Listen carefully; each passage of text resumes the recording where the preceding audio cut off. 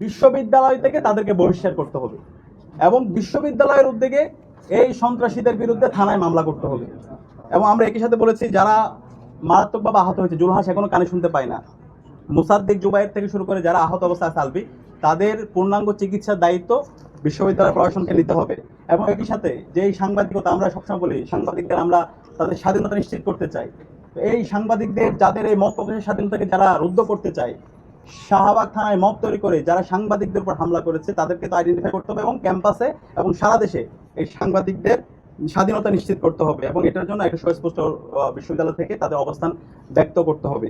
এবং একই সাথে আমরা বলেছি যেহেতু ক্যাম্পাসের মধ্যে এখন দেখতে হচ্ছে বিভিন্ন ধরনের সহিংস হামলা বারবার হচ্ছে, হলগুলোতে গণরুম গ্যাসরুম কালচার ফিরে নেওয়ার জন্য চেষ্টা করা হচ্ছে, শিক্ষার্থীদেরকে প্রতিনিয়ত বিভিন্ন ধরনের হুমকি দেখে নেওয়ার তাদেরকে হুমকি দেওয়া হচ্ছে।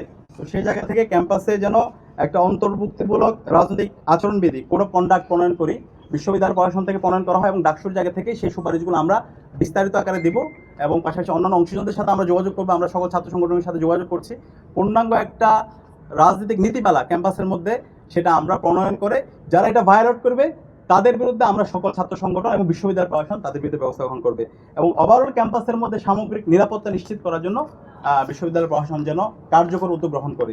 তো আমাদেরকে তারা আশ্বস্ত করেছেন দ্রুত সময়ের মধ্যে যে সমস্ত সন্ত্রাসীরা, ছাত্রদলের সন্ত্রাসীরা, আমরা 22 জনের তালিকা দিয়েছি, এই সন্ত্রাসীদের বিরুদ্ধে তারা ব্যবস্থা গ্রহণ করবেন। একই সাথে তাদের বিরুদ্ধে বহিষ্কার এবং যারা গুজব ছড়িয়েছে, এটা খুবই গুরুত্বপূর্ণ, একটা ফেক ফটোকার্ডের ভিত্তি করে পরবর্তীতে এটা রাষ্ট্রীয় যে ফ্যাক্ট চেক প্রতিষ্ঠান আছে এবং এর বাইরে যে ফ্যাক্ট চেক প্রতিষ্ঠানগুলো আছে তারা বারবার নিশ্চিত করেছে এটা একটা ফেক ফটোকার্ড। এরপরও গুজব ছড়িয়ে ছাত্রদলের সন্ত্রাসীরা তারা বিশ্ববিদ্যালয় এবং বিশ্ববিদ্যালয়ের বাইরে দেশের বিভিন্ন জায়গায় তারা সহিংসতায় শিক্ষার্থীদেরকে জড়িয়েছে। তো যারা এই গুজব ছড়িয়েছে এখন পর্যন্ত এত ফ্যাক্ট চেক হওয়ার পরও এখন পর্যন্ত ছাত্রদলের বিভিন্ন পর্যায়ে যারা নেতৃবৃন্দ আছে তাদের ফেসবুক আইডিতে সেই গুজবটা তারা এখন রেখে দিচ্ছে। তো এই যারা গুজব ছড়িয়েছে, যারা গুজব সন্ত্রাস, তাদেরকে যেন তাদের বিরুদ্ধে যেন ব্যবস্থা গ্রহণ করা হয় এবং তারা যেন দ্রুত সময়ের মধ্যে দুঃখ প্রকাশ করে। আমরা তাদের তথ্যগুলো দিয়েছি, তো তারা আমাদেরকে আশ্বস্ত করেছে।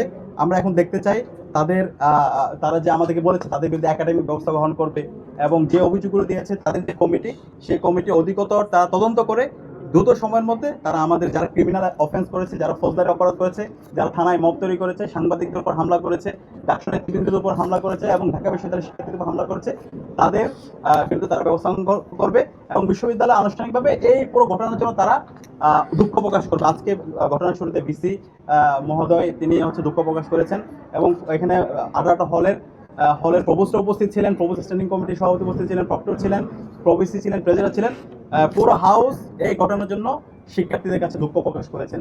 আমরা বলেছি দ্রুত সময়ের মধ্যে এই যারা সন্ত্রাসীরা শিক্ষার্থীদের উপর হামলা করেছে, সাংবাদিকদের উপর হামলা করেছে, থানায় মব তৈরি করেছে, তাদের বিরুদ্ধে যেন বিশ্ববিদ্যালয় থেকে তাদেরকে আইনানুগ ব্যবস্থা গ্রহণ করা হয়, তাদেরকে যেন বহিষ্কার করা হয়। তো তারা আশ্বস্ত করেছে। এখন আমরা দেখতে চাই, আমরা আবার আসবো, আশা করছি দ্রুত সময়ের মধ্যে বহিষ্কার করার মাধ্যমে ক্যাম্পাসের মধ্যে সুস্থ ধারার রাজনীতি, একটা গণতান্ত্রিক পরিবেশ নিশ্চিত করতে বিশ্ববিদ্যালয় প্রশাসন আমাদের সহায়তা করবে।